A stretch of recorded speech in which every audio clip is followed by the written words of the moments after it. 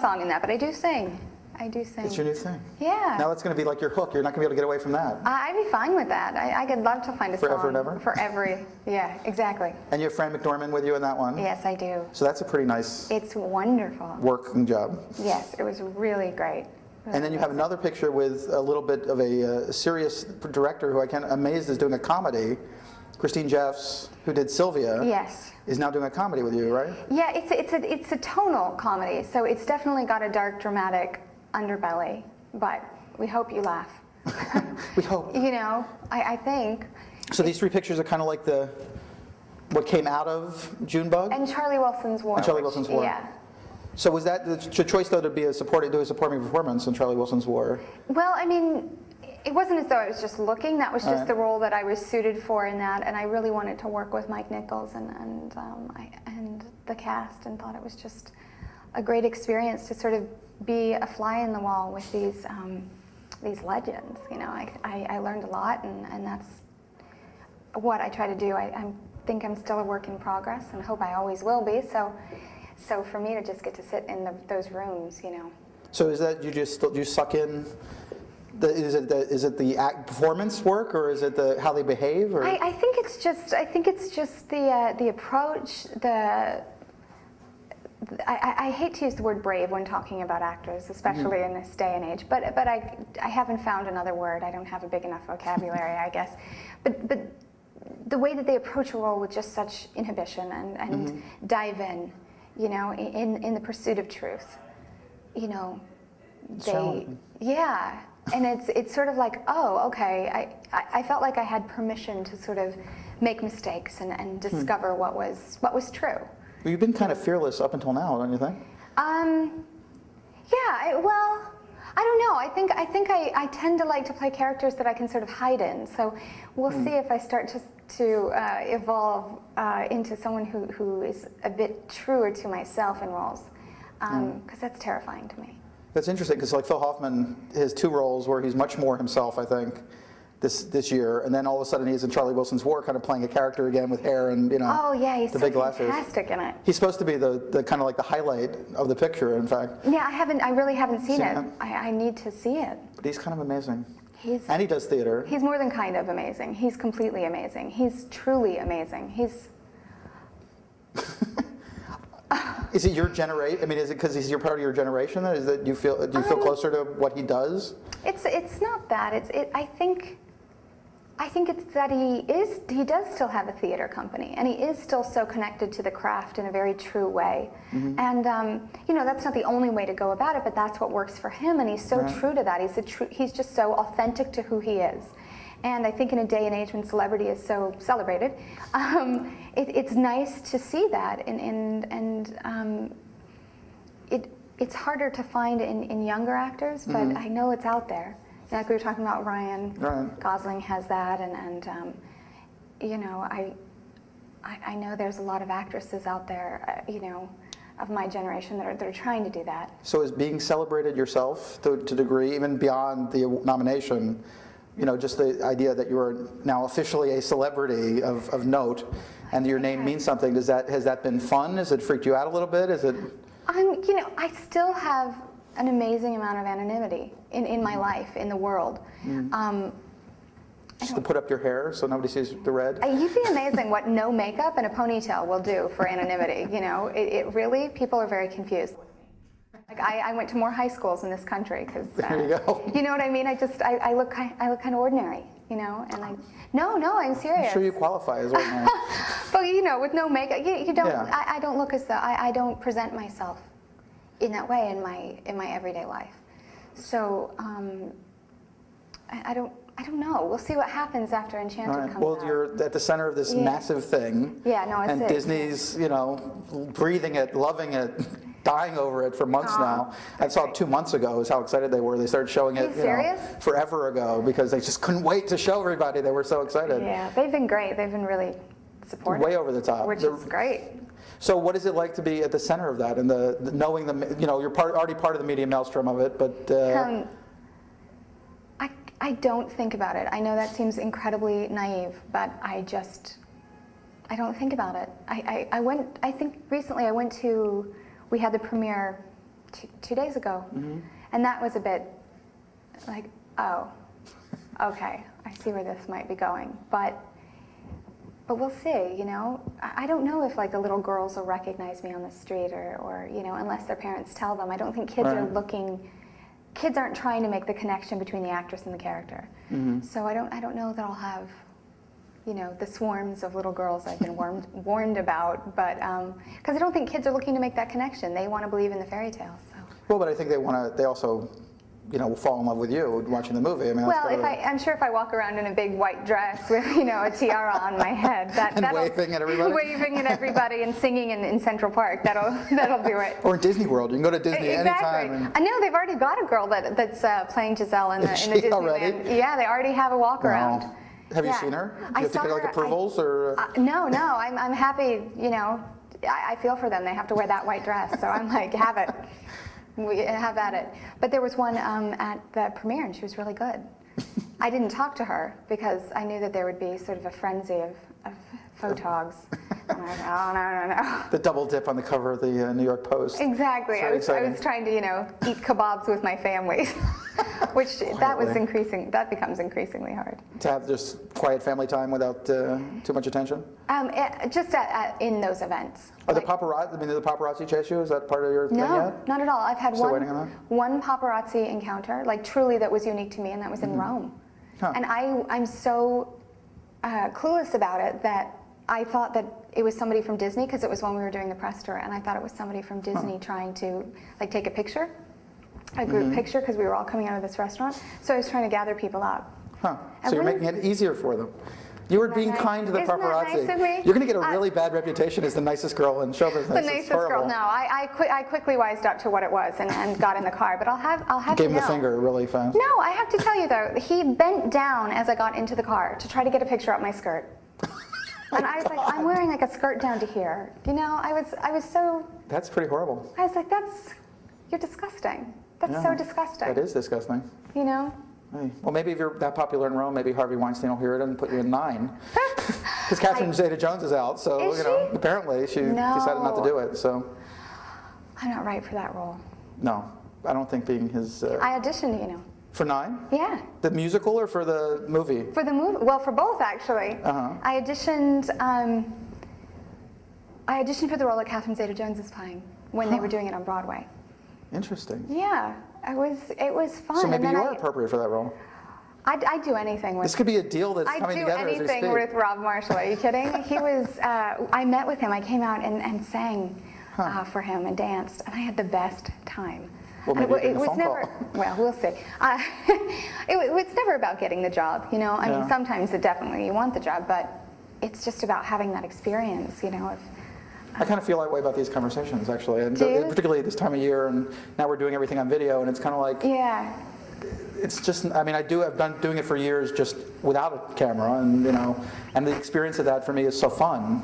Just kind of meet people and have a sense of a better sense of who they are. Because over a little time, more than 3 minutes in a room with a set camera. I know, with somebody going, okay, and you have one question left. Exactly. Those Do you like children? are so hard, you know. Yeah. You're trying to be focused and get engaged with somebody. You've got someone on the side going. It is brutal. It's very strange. And of course, getting the same question over. What was the big question for you on this movie? So, what's it like to be a princess? And I knew the minute the "so" came in, I was like, I know this question. It's all right. It's. So did you come up with the same answer over and over again, and you changed your answer? I tried, because how I truly feel about it is that I'm not a princess. I'm an actress, and I'm playing a princess, and that's a lot of fun. But she's not even a princess. I mean, I'm about to get literal with it, but of course I get all actory, you know, and then they're like, we just want a soundbite, right. You know. I'm like, well, we don't have time for this on the movie. Actually, she's a little bit more of sort of like a nymph. When you meet her, she's in a tree and she's barefoot. She's kind of a hippie. Giselle's a hippie, you know. And yeah, that's not what they're looking for. They didn't get that. So being in a tree. I just try to say, you know, it's fun and say the positives of it, which is that it's fun and flattering and. As long as they aren't shooting up your skirt, you're okay. Yeah, I'm still like wondering about that one. Well, and the thing was, I couldn't have been dressed more like a lady if I tried. I was so sort of, you know, just everything was decent and. And the weird thing is, I don't see, there's so much of this stuff on the web these days, and this one's, not wearing underwear, blah, blah, blah, but it's always like a weird situation. That's not going to be me. I'm glad to hear it. I can guarantee. But I mean, it's not like somebody actually took a camera and put it up their skirt to do it. I've never seen, I don't really see, and I've never seen a shot like that of a celebrity where they went out of their way to try to take a shot up somebody's skirt. It seems like amazing to me. They do.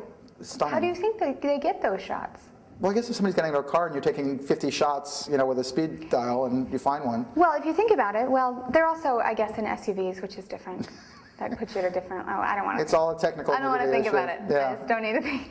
So the machinery of this movie was bigger, I think, than probably any movie you've been on, yeah? Yes, I would say. I mean, it was a little Talladega was kind of big, but you weren't in the parts that were quite as ginormous. I had a smaller part, and in Catch Me, I had a smaller part as well. So this is definitely the first time I've sort of been. So was it like on all the poster, that so around you? I haven't had time to think about it. I've been just in terms of working more. I think just in terms of like the working process of like have all those people on the set every day and that kind of They really left us alone. Huh. I have to be honest. They were there and they were present and they were supportive, right. But I think they really trusted us and they were excited. I didn't really feel like a big hand over us, sort of telling us what to do. And I'm sure it was there. I just was playing Giselle, so I was happily unawares, The giant trailer thing was not measuring trailers and. No, actually, we shot over at Steiner Studios. Do you know where those are? And they asked us if we wouldn't mind staying in the studios instead of having trailers. And I don't like trailers. Like I like them, they're fine, but I start to feel like, it's a cage. It's like we're crated, like. I like to be able to get out and walk around, and they so we stayed upstairs at the studios, and it actually we all formed a very familial relationship with one another because we were in it together. We didn't go and close the doors into our little trailers. Everyone's door was open, and we ate lunch together, and it was really great. Sounds more like theater than like. It was much more like theater. It reminded me of doing dinner theater. Huh. So another piece of your history that. Yes. The dinner, did you miss dinner theater now? Do you ever think like I want to go back and do dinner theater? I have thought about it often, especially when times are hard or things are confusing, or I just think I was so happy doing that, and I made the choice to move out to Los Angeles, so I can't blame it on the industry or blame it on anyone but myself, but I was really, really happy doing it, and I just knew that if I didn't try something else, if I didn't try to go to New York or try to go to Los Angeles, I would always wonder. So I did it more out of a sort of, I just need to do this before I become settled in a way of life. And so I've been doing it ever since. But the ball's a bit more in your court these days. You kind of have a little more in terms of options than you did before, I imagine. Yeah, I mean, I've had some wonderful options and things that have become available to me. But it also is a lot more responsibility as opposed to just taking the jobs that are offered to you. You now have to make choices, and that's you gotta take a deep breath. It's a new way of thinking. Yeah. So Giselle is a very specific choice as a character for you. Hippie is actually like a perfect explanation. Did you go in with that character? Did you develop it over time with the director, with Kevin Lima, or did you? No, kind of work out. I actually, when I read it, I immediately kind of felt a kinship with this girl. I felt like I knew who she was, and that's always for me something that I think about when approaching a role. Do I know her in myself? Can I relate? Can I be empathetic? Can I, and I knew her, so I went in and auditioned, and I think that coming from musical theater helped because I understand how to approach something in that earnest way that's necessary. But I didn't know. I didn't know if I was going to get cast. It was a long time before I auditioned and got cast. So I auditioned before Junebug had even opened. Yeah. So did you already kind of have the character going into when you finally you finally got hired? Was it already there for you? Did you kind of just like fall right into it, or did you have to kind of figure out the steps of her?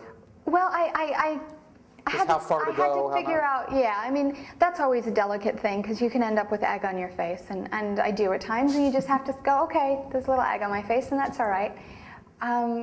For me, the trickiest thing was making her real. You know, she had to have a truth You know, if I'd approached her and she was just this, you know, blithe kind of spirit kind of thing, I didn't want her to, I wanted her to have truth to her.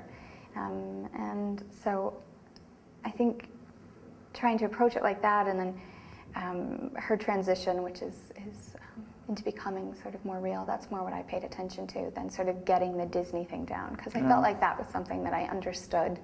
Well, it's funny how people are so into the idea that it's Disney parodying Disney, but to me, it's really, it's a story. It has its own kind of life. And Yeah. for me, I mean, I guess I'm not as obsessed with the princesses as their marketing department is, but you know, to me, it's just a great story. Yeah, you know, it's a very smart piece of work. That's how I approached it. I never approached it as, you know, a Disney princess tale. I just never thought of it that way. Yeah. I didn't even know. I mean, I didn't know that they were going to make her a Disney princess. When we started, that wasn't something that was even on my mind.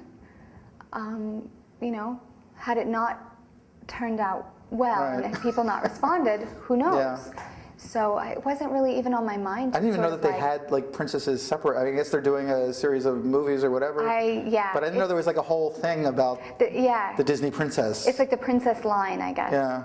And it's funny because people think that's how it always was. So people are like, so were you obsessed with princesses? And I'm like, well, it wasn't. We didn't have the Disney store when I was growing up. So, you know, That's true. we were just getting VHS. So, you know, it was a really big thing when you got to see those movies. It was huge, and they stuck with you, not in a sort of, you know, parasitic way, but in a very true, like you had to remember what you were watching because there was no way to take it home with you. And now we have such access and we're able to take it home, but I think that movies used to stick with you more. You had to, there was such an occasion, you know. It's kind of a mixed bag having all this access to everything all the time. It's good, but it also, I think it makes us hungrier, you know. Our appetite is so huge. Whereas I think even you know, when I was growing up, which wasn't that long ago, but it was just very different. And those, you know, coming around the TV to watch The Wonderful World of Disney, that was huge. That was so special. That was such an event. I'm not sure we even digest quite as deeply as we did back then because we don't have time. Yeah. We're on to the next thing. And we don't have to because, like you say, we have it as much as we want it whenever we want it. Instant gratification. It's a very different sensation. It's very different. Yeah. So my approach to this was very much thinking about those nights, the Wonderful World of Disney nights, and that the specialness that those brought to my life, and the special, like Julie Andrews, how special she was to me growing up. Did you watch? Were you a Cinderella girl? I was a Cinderella with Linda girl. and Leslie Ann Warren. No, I didn't see that one. There's a Leslie Ann Warren Cinderella. Once things started coming out, I was definitely always buying the. Well, every year on CBS, it had been shot for television in like '68 or something like that. I need to see And every that. year they would run it, and it was actually more Disney people. Pat Carroll was the evil stepsister. That's how young she was back then. She ended up being Ursula in Little Mermaid. Yes. It was somebody amazing as the fairy godmother, but it was Julie Andrews as Cinderella and Stuart, forgetting his name, but it was like one of the guys who's been on soap operas forever. Oh, that's fantastic. Kind of dark, whatever. I can't believe I haven't seen that. Yeah. I have to see that. And Jim Sicking, it was Jim Sicking, I think, was the prince, who was in Hill Street Blues. Interesting. Oh, that's fantastic. And so it was like all these people who went on to other things, and it was like a very theater kind of thing, because it was Roger and Hammerstein's Cinderella. Yeah. And My Own Little Corner, My Own Little Chair. Remember that song? No. Oh, it's just great. Oh, I have to tell you, I'm completely. We got to get you into this princess thing. I know. If I'm into the princess thing. I was rowdy when I was a kid, you know? I loved playing princess and make-believe in my own time, but I wouldn't do that in front of my brothers and sisters. You had six siblings? Beat 7 me siblings? up. How many siblings do you have? I'm one of 6. I mean, I'm one of 7. I have 6 siblings. So are you a baby in the family or in the middle? Middle. Middle. But don't give me that look. Everybody gives me I that don't look. know. No, everybody gives me that look about the middle child thing. And I really feel that when you come from a large family, larger than 3, if you're not first and you're not last, you're middle. So I had a lot of company. So the whole I need attention, look at me thing. Well, actresses usually at the beginning or the end or something. I don't know. All the middle kids who end up being actresses. Yeah, I'd have to. That'd be a fun little survey. I think it's the baby who gets too much attention becomes an actor. Or maybe they become a producer. Well, I don't now, know, a studio executive. Now, I think there's this whole thing in culture about the look at me syndrome, and I don't know. I could get all. I don't know. Of course, I have no idea what I'm talking about. It's just my own theories that I in my downtime. So what is your theory? Tell me your theory, Amy. No, I know that there's people who still enjoy the craft, and I know that there's people who still want to be in it for the right reasons. But I think with sort of the celeb-obsessed culture that we're in, I don't know that people really understand what they're getting into, you know, sometimes. As an actor, you mean? As an actor, as a reality TV star, as anything. Well, I think it's very hard, I think, for you guys, once things happen like this, for better and for worse. I mean, the amount of heat that's generated in a very small period of time, and then, you can go 3 years, 4 years without having that same kind of heat again, and it's like, you feel, or, the trap of the supporting actor has always been, the winners of the supporting acting trophies have been known for going and taking roles that really weren't, they really couldn't support in terms of their celebrity level and sell the movie, and kind of destroyed themselves, Kevin Spacey being the most known at the moment. Well, I just, I mean, I hadn't thought about that, but I think you're right. For me, I just think more about, the sort of, the way that people burn out. I don't think it has to do with shooting outside what you're capable of or what people are willing to accept you as. I think sometimes it's out of your control. Most times it's completely out of your control, and it doesn't matter what choices you make. I've learned that. It's funny. Certain relationships end up being like they seem to be the fulcrum for a lot of people, and they make a relationship with a particular director, and then they're like a run of movies that is really their basis for everything. Yeah, it's okay. Do you think? I mean, your choices are still pretty eclectic. If you look at the list of pictures you're doing, do you have the mindset? Are you thinking money, money, money? Or not money, money, money, but are you thinking? That's what you're thinking. That's what I'm thinking, apparently. That's what you're thinking. No. But do you think career? I mean, do you think, okay, I got to do this to get to the next thing, to have? I really try not to think about that. I mean, I know that there's some strategy, but I really try to leave that to the people I work with. That makes sense. Because if I start thinking like that, I'll go crazy. I will go crazy if I'm like, okay, I need to do this to get this, because ultimately you could map out what you think are all the right choices, and then depending on how it's marketed, depending on how it's received, it can mean nothing ultimately. So I'm really trying to just pick things that I think will be growth opportunities for me as an actress, as a person. That's what I'm looking for, and we'll see. It might be foolish, and then I'll have to reconsider and start to be more savvy, but right now I just want to do as much as I can before the clock ticks down on my... Before you hit 35. Before I hit it's all over. It's closer than you'd think. But, no, I think that's changing a little bit, which is good. So what did you take away from Enchanted? What's the thing that you're going to most remember, or still not sure yet? About Enchanted? It reminded me that I want to do stage again. I want to do musical theater. I really do. So in a little while, I have to train first, and that takes time, to really do it the way that I would want to do it. But from that whole experience, I really, it's such a silly story, but here it is. I was a dancer when I grew up, and I thought that I knew what I was talking about when I went into the dance rehearsals with Patrick Dempsey. So I was, I tried to be nice, but I was a bit of a know-it-all. I was like, I can do this. So you just work on what you need to work on. Well, he's actually a very good dancer. But once we started partnering, it was like, two bulls. I'm not moving, you're not moving.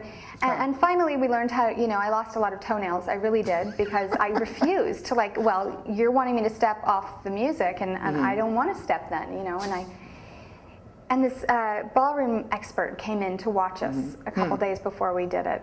And he pulled me aside. And I was like, yeah, he's going to compliment me on my skills. And he didn't. He said, you are fighting him. I'm like, no, I'm letting him lead. He said, no, you're not.